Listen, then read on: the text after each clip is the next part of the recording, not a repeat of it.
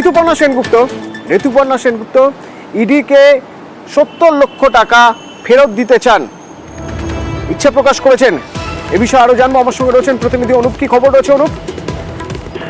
Ration বন্টন দুর্নীতি মামলা, সেই মামলা ঋতুপর্ণা সেনগুপ্তকে তলব করা হয়েছিল এবং তিনি হাজিরা দিতে দীর্ঘ যে জিজ্ঞাসাবাদ, সেই জিজ্ঞাসাবাদে কিন্তু বেশ কিছু তথ্য মিলেছিল। সেই অনুযায়ী 70 লক্ষ টাকা কিন্তু রেশন বন্টন দুর্নীতি মামলায় যিনি গ্রেপ্তার হচ্ছেন বাকিবুর রহমানের থেকে সেই টাকা নিয়েছিল। জ্যোতিপ্রিয় মল্লিকের সঙ্গে যে পরিচয় হয়েছিল সেই সমস্ত বিষয় কিন্তু জানতে পেরেছিল এবং এই মর্মে ঋতুপর্ণা সেনগুপ্ত জিজ্ঞাসাবাদের পরবর্তী ক্ষেত্রে তিনি বেরিয়ে গেলেও এই মুহূর্তে ইডিকে চিঠি দিয়ে জানিয়েছেন, মেল করেছেন যে তিনি 70 লক্ষ টাকা যে পারিশ্রমিক নিয়েছিলেন বাকিবুর রহমানের থেকে রেশন বন্টন দুর্নীতি গ্রেপ্তার হয়েছেন, সেক্ষেত্রে সেই টাকা তিনি ফেরত দিতে চান, অর্থাৎ ডাস্টের মাধ্যমে যে নিয়ম অনুসারে ফেরত দিতে চান।